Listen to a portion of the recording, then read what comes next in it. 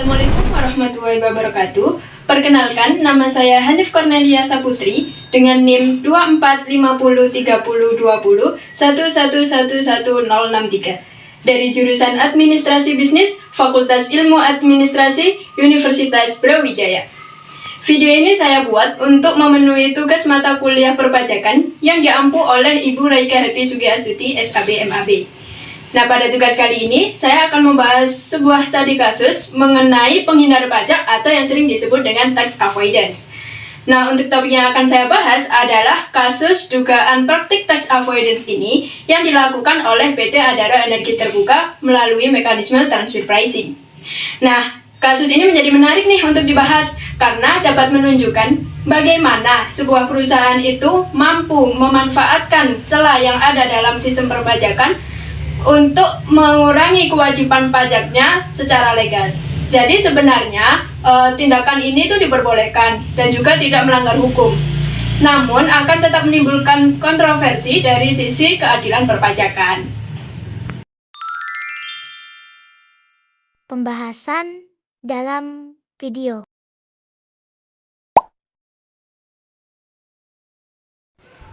Dalam video ini akan ada beberapa pembahasan, mulai dari pengertian tax avoidance, dilanjut dengan kronologi pada kasus PT Adara Energi Terbuka, dilanjutkan dengan analisis praktik transfer pricing yang dilakukan oleh perusahaan, serta dampak dan solusi yang bisa dilakukan untuk mencegah adanya tax avoidance. Mari kita lanjutkan ke pengertian tax avoidance.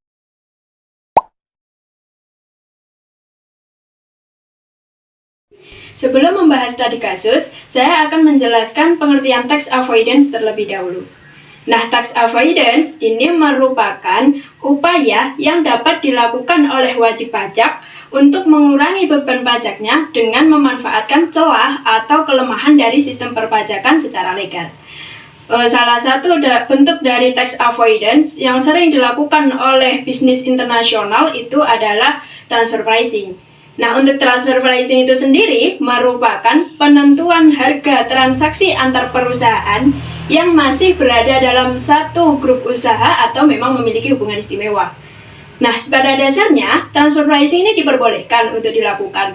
Namun, akan menjadi masalah ketika tindakan ini digunakan untuk memindahkan keuntungannya ke negara yang memiliki tarif pajak yang lebih kecil agar jumlah pajak yang dikenakan ke perusahaan tersebut juga menjadi lebih rendah. Mari kita bahas kronologi kasus PT Adaro Energi Terbuka. Kasus PT Adara Energi Terbuka ini menjadi perhatian publik pada tahun 2019 setelah adanya laporan dari organisasi internasional Global Witness. Nah, dalam laporan tersebut disebutkan bahwa PT Adara Energi Terbuka ini melakukan transfer pricing sejak tahun 2009 hingga 2017. Lumayan lama ya. Perusahaan diduga memindahkan sebagian keuntungannya dari negara Indonesia ke anak perusahaannya yang di luar negeri dengan negara yang memiliki tarif pajak yang lebih rendah dibandingkan Indonesia. Untuk mekanisme yang digunakan itu batu bara yang diproduksi di Indonesia ini kemudian dijual dulu nih ke perusahaan afiliasi dengan harga yang rendah. Kemudian dari perusahaan afiliasi ini menjual batu bara itu ke pasar internasional dengan harga yang lebih tinggi. Nah, melalui mekanisme tersebut, otomatis data yang dicatat di Indonesia itu menjadi lebih kecil, sehingga pajak yang dikenakan di Indonesia juga menjadi lebih rendah. Berdasarkan laporan tersebut, Indonesia diperkirakan kehilangan penerimaan pajak sekitar 125 juta US dollar atau setara dengan 1,75 triliun. Mari kita analisis kasus PT Adaro Energi Terbuka. Berdasarkan kasus tersebut, maka praktik yang dilakukan oleh PT Adara Energi Terbuka ini termasuk ke bagian tax avoidance melalui transfer pricing. Hal ini karena perusahaan ini memanfaatkan transaksi antar perusahaan yang masih berada dalam satu grup usaha untuk mengurangi laba yang dikenakan pajak di Indonesia. Jadi perusahaan ini memindahkan sebagian keuntungannya ke negara yang memiliki tarif pajak yang lebih rendah agar total pajak yang dikenakan oleh perusahaan tersebut juga menjadi lebih kecil. Kasus ini dikategorikan sebagai tax avoidance bukannya tax evasion karena transaksi yang dilakukan masih memiliki dasar hukum dan juga tercatat dalam laporan perusahaan. Nah, perusahaan ini tidak ada pemalsuan dokumen atau menyembunyikan transaksi secara ilegal.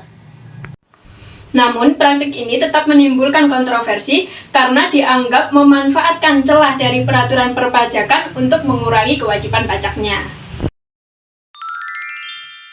Selanjutnya, kita bahas dampaknya ya. Praktik transfer pricing seperti ini dapat memberikan dampak negatif bagi negara. Yang pertama, ada penerimaan pajak negara menjadi berkurang. Padahal, pajak merupakan sumber utama pendapatan negara yang digunakan untuk pembangunan, pendidikan, kesehatan, dan juga infrastruktur. Yang kedua, praktik ini dapat menimbulkan ketidakadilan bagi wajib pajak lain, terutama pelaku usaha yang masih kecil dan tidak memiliki kemampuan untuk melakukan penerapan pajak internasional. Yang ketiga, ada kasus seperti ini juga dapat memengaruhi citra perusahaan di mata masyarakat, karena dianggap tidak memberikan kontribusi pajak secara optimal kepada negara. Solusi dan upaya pencegahannya. Untuk menghindari praktik penghindaran pajak seperti ini, ada beberapa solusi yang bisa dilakukan. Yang pertama, pemerintah perlu memperkuat regulasi mengenai transfer pricing agar perusahaan itu tidak mudah memindahkan keuntungannya ke luar negeri yang memiliki pajak lebih rendah. Yang kedua, DJP perlu meningkatkan pengawasan dan pemeriksaan terhadap transaksi antar perusahaan yang memiliki hubungan istimewa. Yang ketiga, diperlukan kerjasama internasional antar negara dalam pertukaran informasi perpajakan sehingga praktik pengalihan laba itu lebih mudah dideteksi. Selain itu, perusahaan juga mengharapkan dapat meningkatkan transparansi laporan keuangan dan menjalankan praktik bisnis yang lebih etis. Kesimpulannya, kasus PT Adaro Energi Terbuka ini merupakan contoh praktik tax avoidance melalui transfer pricing. Nah, walaupun secara formal ini tidak langsung melanggar hukum, namun praktik ini tetap menimbulkan kontroversi karena dapat mengurangi penerimaan pajak negara. Kasus ini menunjukkan pentingnya pengawasan perpajakan internasional serta perlunya regulasi yang lebih kuat untuk mencegah praktik penghindaran pajak ini.